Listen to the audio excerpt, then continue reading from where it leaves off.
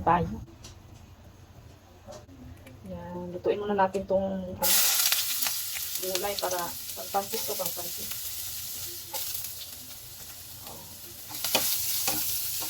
Ano kailangan, mamaya ko na sihat pa. Para lang hindi agad siya mapaanit. Hindi pa nahiwa ang isa. Mix natin to.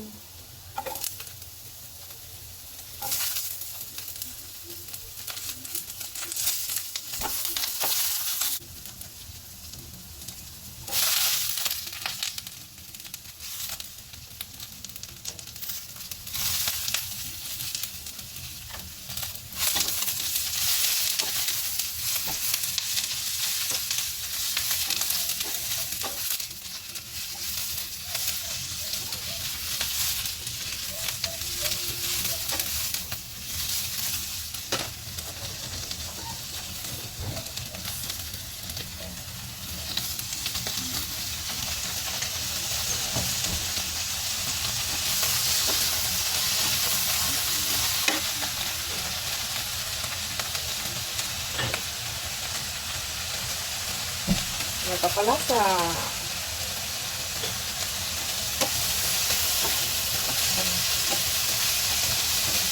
Ayan.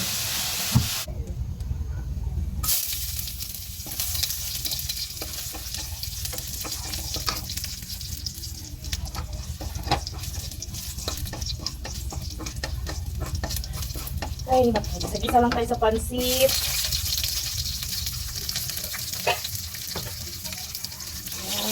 Halo lang tayo.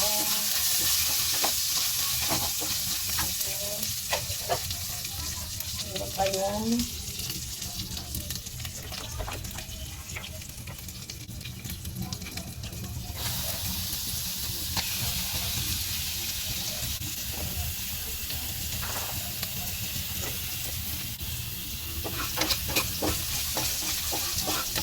Ito pala yung puto-puto ng pinakuha na ng laman na ginawa kong pili kagabi. Hindi ko pwede itapon yan. Lagi natin ang pansit.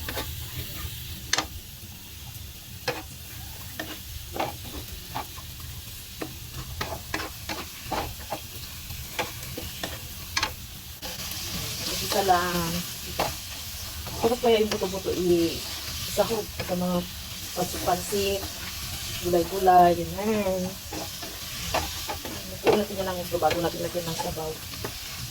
Iyaw naman ako ng para naman sa ayaw kumain ng pansit. Pero kakain talaga ako ng pansit. Iyaw lang tayo. Iyan na natin ng sabaw. Yan yung pinagbabarang.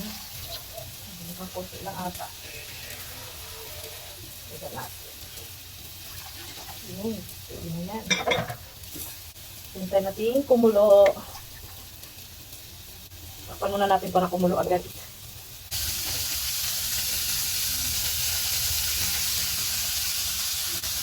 Ayan, nag-brown na.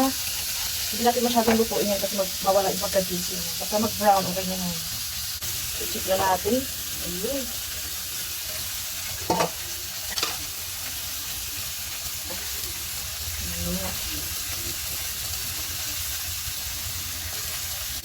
So, pagkakulo ng 24 hours, natin natitimplahan. Lagyan na pansin. Tapos, lagyan natin isang buo. Hindi pa ito nalagyan ng asin. Chicken cubes.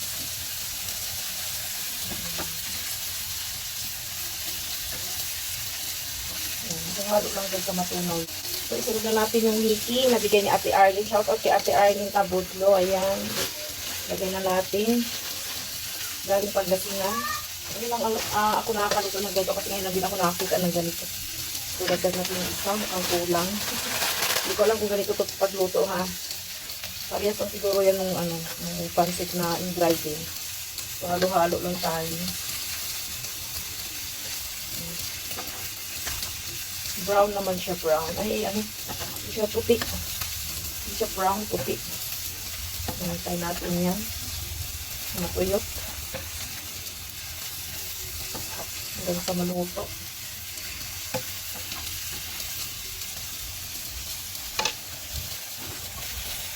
Tikman natin kung anong kulang. Gusto yung alak. Sarap. Ayan. Ganito ba kaya ito? O sinabaw ba ito? O patry? Basta naluto lang. Ayos na.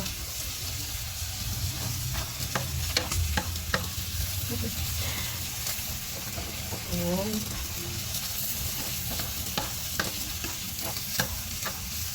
Hindi ko alam kung pwede sa sabaw, pwede sa dry. Bahala na, parang kantong, no? Ayan, medyo tuyo na. Lagay na natin ito ating na-brunch ng mga gulay. Ayun. Nakatinali. Diba? Ganyan lang. Oh, sarap na ito. Tapos, lagyan natin ito. Ito. Kasi hindi ko nalagyan ng asin. Ito na lang ang ating pampalasa ulit. Yan. Dito lang ito sa bear brand. Yung ating oyster sauce. Ito rin yun. Ganyan lang pala eh. O, diba? Ganyan lang siya kadali parang lutuin. Kasi mabilis lang siya matulo. Meron na tayong pansit. At meron tayong inihaw. Kasi pag ayaw nila nito, at least may inihaw tayo. Mahirap na isa lang ulam. Na hindi natin alam kung magustuhan. Mas surprise na lang kung makikita nila ito. Luto na ito. Hindi na yan. Palipin tayo ng pansit. Saka buto-buto dahil yun ang pinatanggalan nung ginawa kong pili kagabi. Bumili lang ako ng gulay. Nakasave tayo. Tapos yung inihaw natin, yung hindi ko naman inubos yan kasi alam kong marami na yung nagawa kong pili. Kasi ko inawin ko na ng partner dito sa pansit. Ito na ito.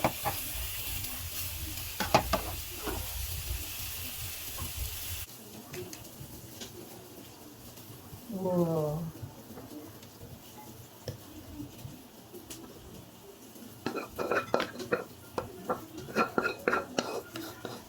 Ating pansit na may buto-butong manok.